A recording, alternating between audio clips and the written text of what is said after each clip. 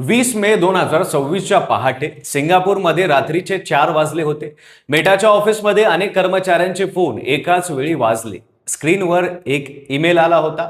त्यात लिहिलं होतं, दुर्दैवाने कंपनीतला तुमचा रोल संपला आहे. तो मेल वाचताना अनेकाचे हात थरथरले असतील, कारण हे लोक जगातल्या सर्वात मोठ्या टेक कंपनींपैकी एका कंपनीत काम करत होते. मेटामध्ये नोकरी मिळणं म्हणजे आयुष्यातील सर्वात मोठं सक्सेस समजलं जातं, पण त्याच रात्री एका ईमेलने त्यांच्या करिअरला धक्का दिला. तर काय आहे संपूर्ण प्रकरण, सविस्तर पाहू या व्हिडिओच्या माध्यमातून. नमस्कार, मी पंकज आणि तुम्ही पाहताय कसं काय. हे प्रकरण फक्त मेटाचं नाही, हे प्रकरण आहे एआय आणि टेक कर्मचाऱ्यांच्या भवितव्याचं. 20 मे 2026 ची सकाळ मेटाच्या कर्मचाऱ्यासाठी नेहमी सारखी नव्हती. एक दिवस आधीच कंपनीच्या HR हेड जेनल गेल यांनी हजारो कर्मचाऱ्यांना सांगितलं होतं की उद्या ऑफिसमध्ये येऊ नका, घरूनच काम करा. अचानक वर्क फ्रॉम होम मिळालेल्या कर्मचाऱ्यांना वाटलं असेल आज काय विशेष आहे, पण दुसऱ्या दिवशी उत्तर मिळालं. ते उत्तर होतं एक ईमेलच्या रूपात. सिंगापूरमध्ये पहाटे 4 वाजता, अमेरिका आणि ब्रिटनमध्ये त्यांच्या सकाळी एकाच वेळी हजारो कर्मचाऱ्यांना हे ईमेल आलं. ईमेल उघडला तर लिहिलं होतं, हा ले ऑफ म्हणजे कंपनी अधिक कर्मचाऱ्यांमध्ये चालवण्याच्या प्रयत्नाचा एक भाग आहे. जर तुम्ही अजूनही ऑफिसमध्ये असाल तर कृपया वैयक्तिक वस्तू गोळा करा आणि घरी जा. ईमेल वाचायला वेळ लागला नाही, पण त्याचा अर्थ पचवायला खूप वेळ लागला असेल. ब्लूमबर्गच्या रिपोर्टनुसार ईमेल पाठवला जाण्याआधीच कर्मचाऱ्यांचे ID कार्ड ब्लॉक करण्यात आले होते.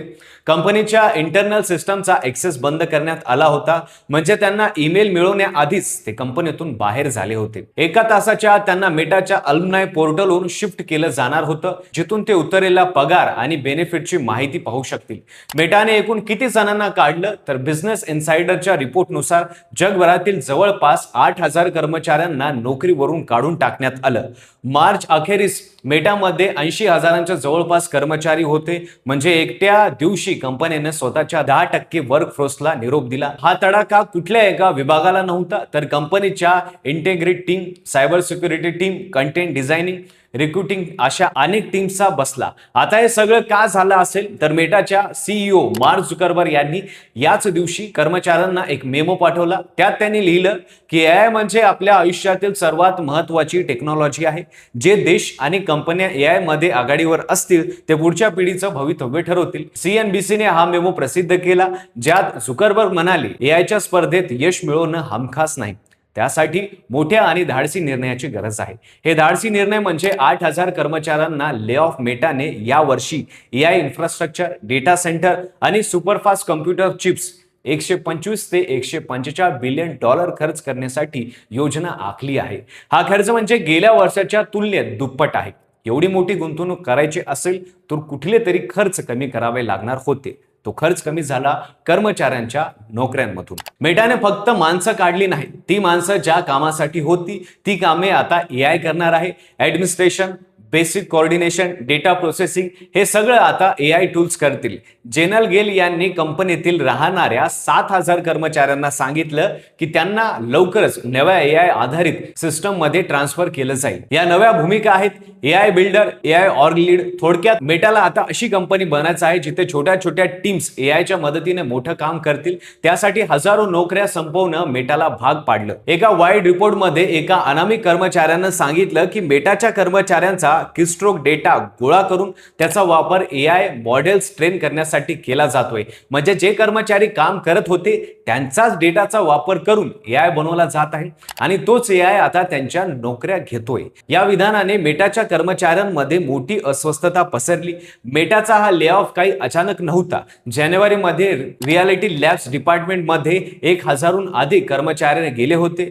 VR गेम स्टुडिओ बंद पडले होते. मार्चमध्ये पुन्हा 700 कर्मचारी कमी झाले आणि मेचा हा सर्वात मोठा झटका. तिसरी वेळा झालेला हा ले ऑफ आधीच्या दोन्हीपेक्षा मोठा आहे. झुकरबर्ग यांनी स्वतः लिहिलं की यावर्षी आणखी कंपन्यांमध्ये ले ऑफ होण्याची अपेक्षा होणार नाही, पण त्याच वेळी द नेक्स्ट वेबच्या रिपोर्टनुसार वर्षाच्या दुसऱ्या 6 माहीत आणखी काही छोट्या प्रमाणात कपात होण्याची शक्यता नाकारता येत नाही. कामावरून काढलेल्या कर्मचाऱ्यांना रिकाम्या हाताने घरी पाठवण्यात आलेलं नाही. अमेरिकेतल्या कर्मचाऱ्यांना 16 आठवड्याचा म्हणजे साधारण 4 महिन्याचा बेस सॅलरी दिला जाणार आहे. त्याशिवाय प्रत्येक वर्षाच्या सेवेसाठी 2 आठवड्यांचा अतिरिक्त पगार मिळेल. म्हणजे ज्याने 5 वर्ष काम केले त्यांना मूळ पॅकेज व्यतिरिक्त आणखी 10 आठवड्याचा पगार मिळेल. 18 महिन्यापर्यंत हेल्थ इन्शुरन्स सुरू राहील. कर्मचाऱ्यांसाठी आणि त्यांच्या कुटुंबासाठी करिअर ट्रान्सफरन्स सपोर्ट आणि जॉब सर्च हेल्पही दिला जाणार आहे. एप्रिल महिन्यात ओरेकलने 30,000 कर्मचाऱ्यांना काढून टाकलं होतं. त्यातले 12,000 फक्त भारतातले होते. ओरेकलला स्वतःचे एआय डेटा सेंटर उभारायचे आहे आणि त्यासाठी लागणारा खर्च कमी करण्याचा हा मार्ग होता. अमेझॉनने गेल्या वर्षी ऑक्टोबर मध्ये 14,000 कर्मचाऱ्यांना काढलं होतं. अमेझॉन जनरेटिव्ह एआय वर लक्ष केंद्रित करत असल्याने मनुष्यबळ कमी केलं. मायक्रोसॉफ्ट आणि सिस्को सारख्या कंपनीने ले ऑफच्या बातम्या दिल्या आहेत. गोल्डमन सक्सेसच्या एका ताज्या सर्व्हेनुसार एआय मुळे होणाऱ्या नोकरी कपाती या महिन्याला 16,000हून अधिक आहेत आणि हे प्रमाण वाढत चाललं आहे. आयटी क्षेत्रात नोकरी म्हणजे स्थिरता असं समीकरण आता हळूहळू बदललं. Coding, data entry, custom support, content migration या सगळ्या गोष्टी एआय आता माणसापेक्षा वेगाने आणि स्वस्त करू शकतो. त्यामुळे या क्षेत्रातले कर्मचारी आता प्रश्न विचारत आहेत की माझी नोकरी किती दिवस सुरक्षित आहे. पण यात एक वेगळी बाजू आहे. मेटाने 7,000 कर्मचाऱ्यांना एआय फोकस टीम मध्ये ट्रान्सफर केलं.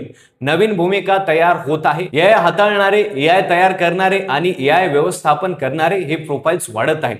त्यामुळे प्रश्न फक्त एवढाच नाही की नोकऱ्या जात आहे. प्रश्न हाही आहे की नोकऱ्याचं स्वरूप बदलते.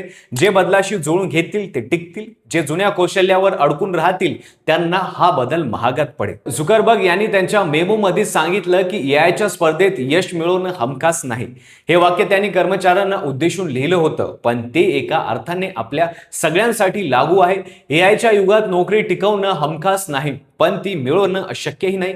फक्त त्यासाठी बदलाशी जुळून घेणं हाच एकमेव मार्ग आहे. मेटाच्या या निर्णयाबद्दल तुमचं मत काय? एआय मुळे नोकऱ्या जाणार हा फक्त एक तात्पुरता बदल आहे की एआय मुळे रोजगाराचा मोठा प्रश्न उभा राहील? तुमचं मत कमेंटमध्ये नक्की सांगा. व्हिडिओ आवडला असेल तर लाईक करा. चॅनलवर नवीन असाल तर चॅनलला सबस्क्राईब करायला विसरू नका आणि पाहत राहा फक्त कसं काय.